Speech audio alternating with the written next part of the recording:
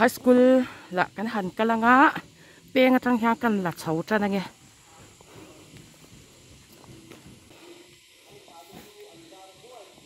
Salvation biak in ni a hei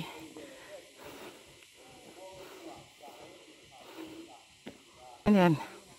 high school kan kal do na ni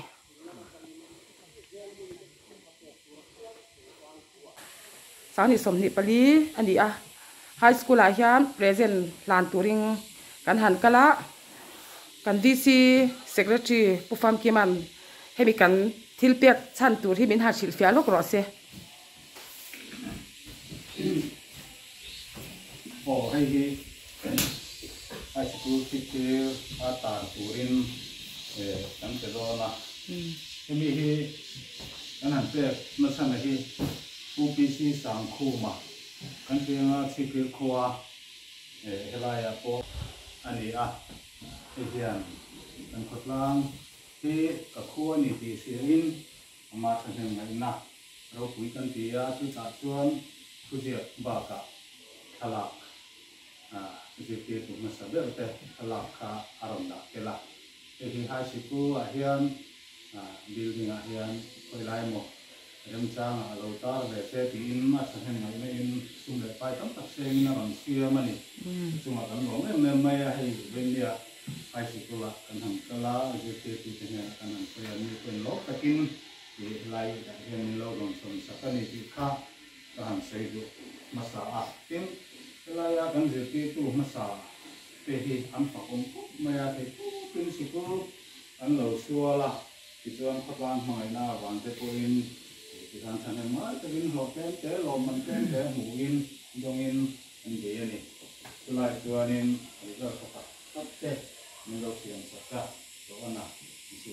te ta kan ya boina thala kan ho te te le tuna abu te tu UPC sang tu mate nên ngày nào aro quý đến ngày mai thì tuần hè tuna asunga thala kan han ta tu o mate he an sang tin sang quý de po kan peser DC nên tangin sia kan han tu manga ini he ini ai jongin de termin alo chuan ini ai te pon sei tu te po an si anga te kha kan sei du ni chu le tuna hian kan i headmaster ayo iti mai mo tu sin ma ting zar mo an hi no don son sak sela ti in na kan kan lam do na ni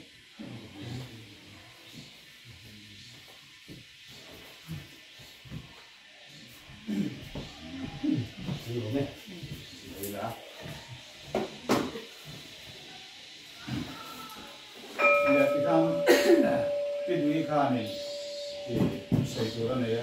làm xây dựng tốt cho tất cả này. Nhà hay với nó cần ở cái chân chỗ, khu vực xin sang khu mà cái lại cái dân làm chỗ thì chân chính thế, chung là mà thằng này mà thì cần khu vực là và mà rồi chỗ khăm khá bị tê liên anh chân chính cần xem là và cho bạn cái này hay tem mà dẫu tân dẹp sẽ là cái hết tốn mấy hàng thằng cần đông thì chén nó có cái này em biết làว่าthì anh chân chính thì cần sẽ tắm làว่าmà rồi chú cần sẽ thấy tôi chọn là rồi khu mặt DCP mà in sang chỉ biết qua bộ người ta tập police cần điểm gì là tu anh he vàng khăn khu mà hiện tại hiện giờ tiêu tôi tăng cái độ anh giờ tiêu tôi thì choผู้sang khuมันnào cho anh tin cần phải là độ lúc cho khang roa là về cái anh cha rồi thì sang hết lại khan cho khang roa là về anh chị kha thầyผู้เป็นsang khu mà bà thế này thì cho nên phụ nữ khu mà chúng anh sẽ tiêu tụi lui để lâu ya hay bị high school lang ấy hiện mình học chuyên này cho anh thì nó cái trang em mà in cả đàn khép quý bài chế biến thì giống giống thế đi Asia cả ai in lên thế anh in thế bỏ đi จุดเนี้ยตอนอินโดเตที่อาเซียนก็ขัดแย้งกันอาศัยเทเลยใช้เพื่อจำเป็นอัมเวลต้องมีเทที่เพื่อเราที่อันไหนเนี่ยเราวันนี้จะแต่งโจเดียอาจารย์ให้แต่ตานี่ตัวนี้ภาษาคมมันจำเป็นขึ้นมาตอนให้กลุ่มสมรุปตัวเวลใช้เทที่อัตสันตัวเราหัวอาจารย์เป็นตัวที่ที่เราเตอันนี้นั่นเราหัวที่มาไล่ที่ลงที่นี่ข้างที่หันที่เวลเลยยุบที่ตัวเลยนั่งฟังที่เราดูที่ภาษาคมมาเห็นสักเนี่ยมันที่เราโน้ยยังไล่เป็นสักมาหัวเราคุยกันหันที่โดนกันคุยที่เลยที่เจ้าบุกสีเราว่าอาจารย์เป็นตัวรวยเทก้อนที่เราทิ้งคุยเส้นมังอ่ะก็เข้ามาทุกสิ่งหากอาจารย์เด็กที่นี่ที่ถ้ากันใช้ตัวตัวน่ะอามาที่ขัดละเศร้าจะอันเตงอ่ะ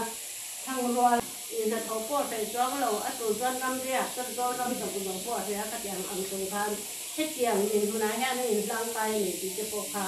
อันเสียเตลสายนี่ก็จะข้าเนี่ยอันจนจริงเจ้าปุ๋ยโจดิตาเนี่ยกันเสียตะลิงกันสิเจ้าลูกกันอ่ะอีพุทธังรัวละฟ้าเที่เอาเองตักตัวเฮ้ยpilar mo ulit kan siya nga apapa tipo nails na pero paki ay ko chief judge ka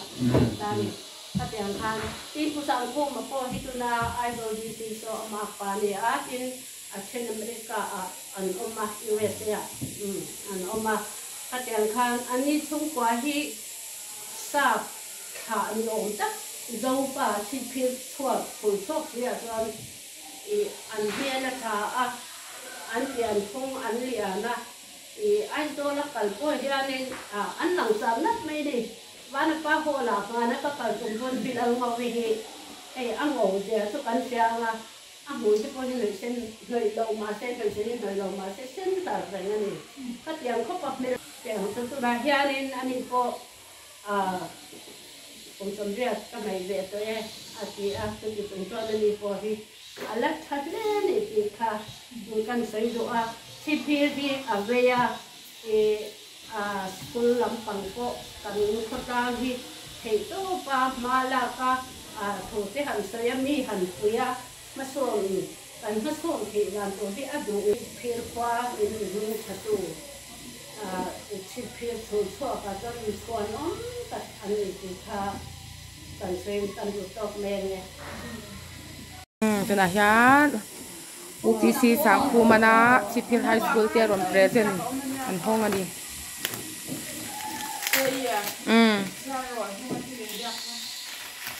ไอ้เราเรามีแต่เชียร์ดอนเนี่ยเฟรมมอลเตียนสูสุตูเตชาเริงนั้นชิพิล government high school headmaster room เราโมยเกะเทเซตีอินเกมีอัลลัดมสุนยานกันก่อนเปรเซนเนี่ยที่สี่สังคมขันที่เศร้าไอโซลตัวนี้เฮียที่สังคมเอาไปวินเดินทนตูค่ะโอ้มิสเมย์ก็คือสดจากที่เราเอ็นเจที่พวกเขาทำในตัวเราไอ้อาบูเลยที่อาบูตัวเฮ้ยบัตรมาที่ไรชิพิลไฮสคูลลาก็เราฉะต่อตูเตะชาเนียมง่ายแต่ก็เฮคว้าเรามาไงต่อตูเตะอันนี้วางยางเกนี่ปนกันง่ายสวยมันนี่แต่กันหันกันละงะเปียงจังยางกันหลัดเฉาจันนั่งเงี้ย Government High School จันจินกันเหล่าเชียร์ลูกงะ Zirna Education ง่ายสร้างเละดูตูมิชันเนียมง่าย Intel คอมติจวน High School ดินพัลนะ Permission deal ตูรินปูเอสไซด์ดอละ Village Council President มาสับเบอร์เละปูอาร์ลุงรัวละ Middle School Headmaster ติจูลุงเลยอันตีระปูเบียกเลียนามูเร Inspector of School จวนดูสักตักิน Recommendation ชัดตักอาลาวเสียมสักดินพัลนะ Permission มูอันนี้นูเรลาวเตีย Junior High School Chief พิรติจูกุมสากจุกว่าสมรุปประคัด January ทลาอาลาวเปียงตานี่อติระจวนปอลสริเละปอลเรียเจ้าหอนพดอันนี้กุมสังกจุกว่าสมรุปปังอาจวนปอลสอมเข่งหอนอันนี้ตาHigh School มาสาอันนี้ ani boka khothen om zoti south boal pui vi baka mual tram dot sekhum ramlai tui sertlang pui lai soral hawlong melveng na chang chongtlei bung mun sai tuala tengin zirlai somruk chuang an fuan khomani school tuition fee om lova exam fee le admission fee ero chu a om chimlam kot chu a rizol la dap rapin school hi sakphot ani a anu re lote a mun ma zau zo ka lai ni in aru rel thing zaya sakin thing phek veka sak ani a adung lam fit som sari awang fit som pariat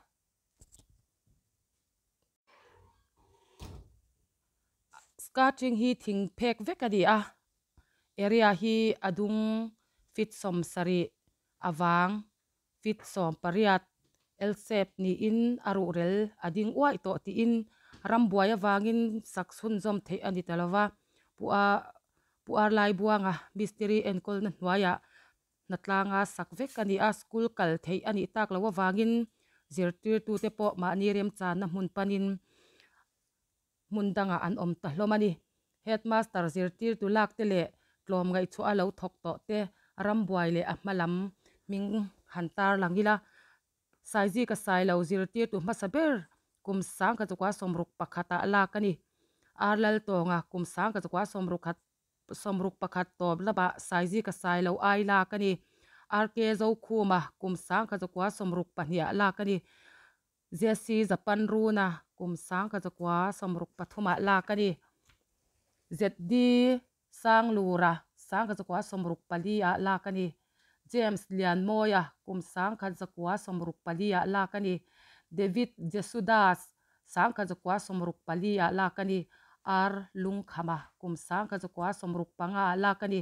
h lal hlira kum sang khat chukwa somruk panga a lakani zirtir tu te hlo hi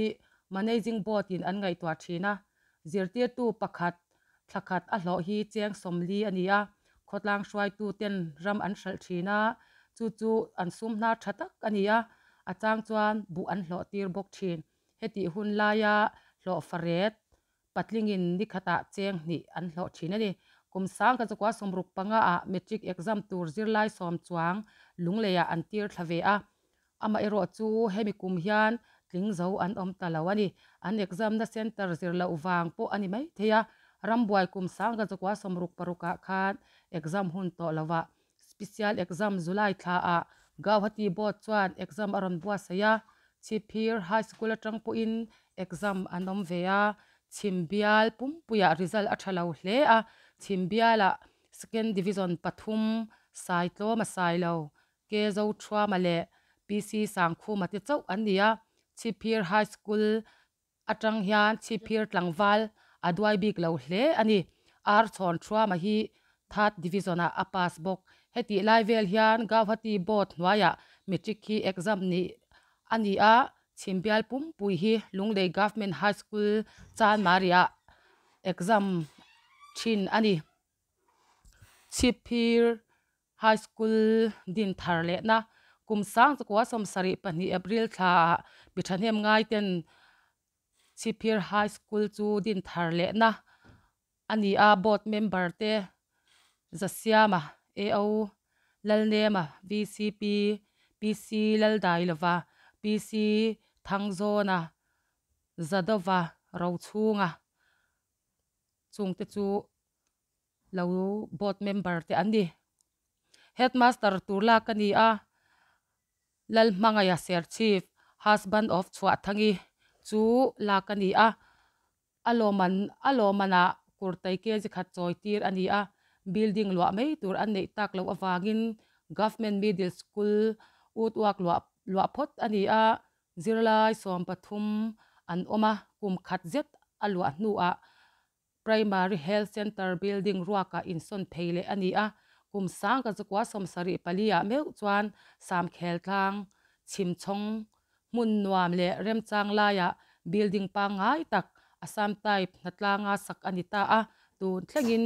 he muna hian a omta a mundanga son ani talawa mun het ni in LSC po nei thlapani kum sang ka zakwa somsari paruka government aided school a hlan kai ni in kum sang ka zakwa somkwa palia provincialize alaunita Chipir High School atang hian zirchuak department head officer ramle khotlang ta na bichang kai tak tak kan nei dual to bokani hi puchada te nu pa khan an lu athina bo in chu kalunga leng khop bai an mani tangai le me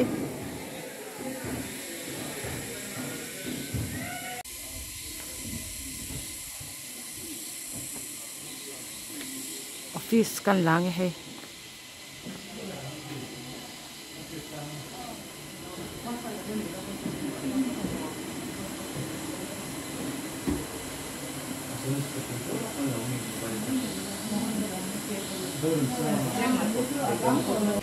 Sirtir tu lui pension to te lo thok to zong sung te them ngai ta ka he school lo thok to tu zong sung te za na ti bai kan buk chawa lungan ti leng he me building an lo lo tui putan an ten an lo athin he lam kha nung lam kha ni a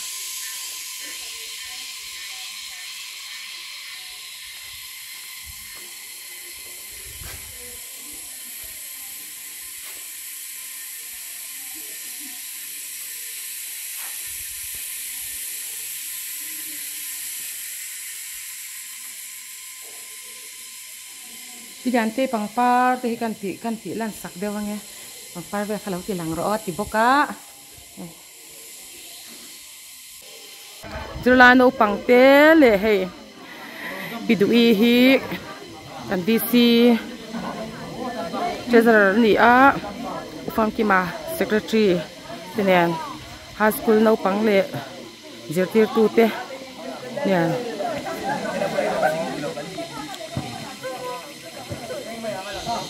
High school, government high school Chipir, no pangtile, jerti tute, na yan thakan lak sakan ihi. Tu na hen di iwan.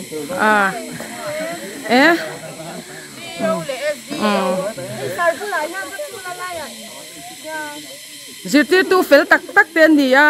no pangte mangai em tu ten dia. Education ni na tumchu, thiam thei lo ti po thiam tir kha dia. Chu wang chuan thiam thei lo tak tak te le thiam thei tak tak te an om vek dona masel zirtir tu chuan thiam thei lo ber po thiam tir kha atumani wangin chu education ni na atumani ti kha zirtir tu te po nang sia tangai ni chu no pang thiam thei lo bik te kha chu ti kha ti lo tur ni ya in tum tur chu in ni na chu education ni na tum chu thiam thei lo te po thiam tir kha tum tur ni mo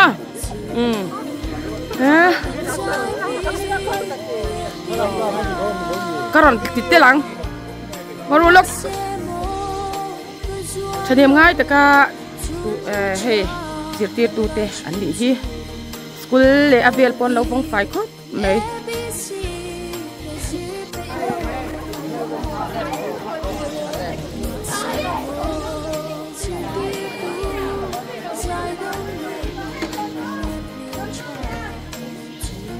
tai ma devin le kha zirtur a kit lang phal lo tu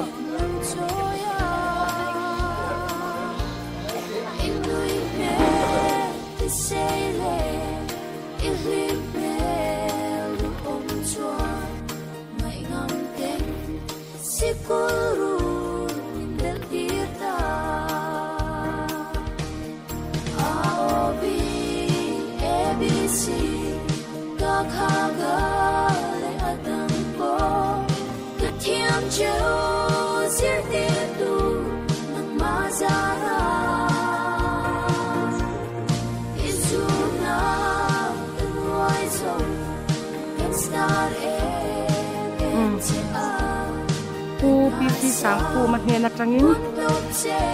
high school lah di school bis putra naka dan kot lang tanpa om ni aron om chung han mason naro pui tak ming kena high school po an enkol fai khop mai he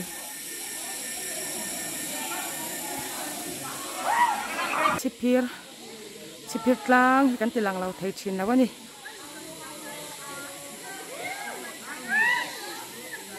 papo anal khop mai he pilian te khan le puchana te khan lau en le sela he anom lai pang par phun vekan hi he fai na konga nasata ka mamin lak puitu te an ni awangin chipir ko tanan em me ya an ngai em ani Vâng chú, hey, high school là căn hẳn cả lá thì tụi cần VC chơi ra ra nè so cần VC secretary nè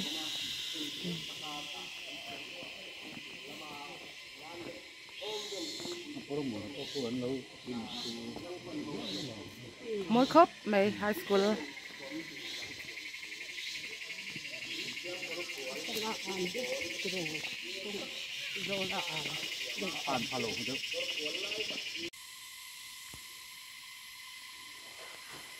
chipir tlang ở môi thầy khóc này hay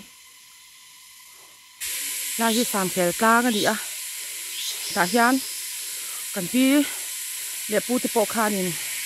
không muốn tan khan lúa tan khan anh lâu ti to á ama rõ chu hay sàm khẻ tlang à hian cần pi để pu te lal ina khan in kel pui kha alu ta chuan in a chua ra kha an selawa an tia a then chuan in kom chara a chua ka an tia kha thiang lawa an nga ya chuan in helai mun khom huna khan an tingam talawa chuan helai mun atang hian an in son chuak le ta ni hilai a kian simaral ngul a oma hi kan tilang ve sim mangat simaral ngul hi thành si maral ngul ti ni a alar ve em kan khotan chuan si ma chan chin hi si ma chu mi ro pui po ni lawa amaro chu si maral ngul hi kan khwa chuan an soi fo thina ni khatyang alal ro pui po ani ve chuang lawa maro chu thing dam rei to lut tuk ani wang khanin si man a thing phun atanga ladam renga di wang khanin simaral ngul ti ania hi kan khotan chuan a hlue lem le ya thil rei to ani wang khan boini a hian high school thaklo ko mani wangin simaral ngul a hian ka hankal ti ang ka tia na ha ka hankal ne kani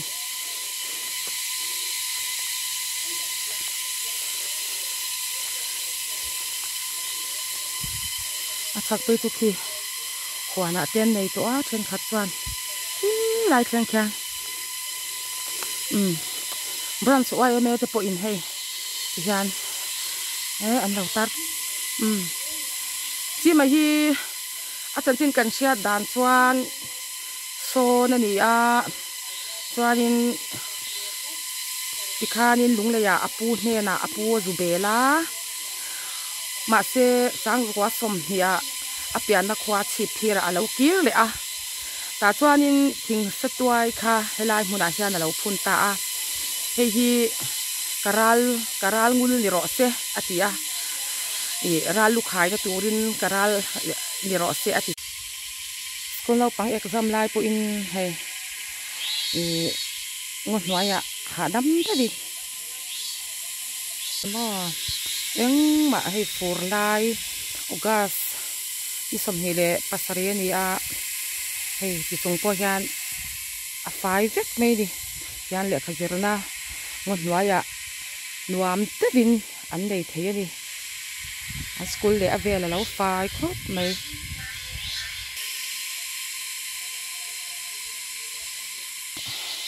hian school compound hi fai takin an enkol thin ani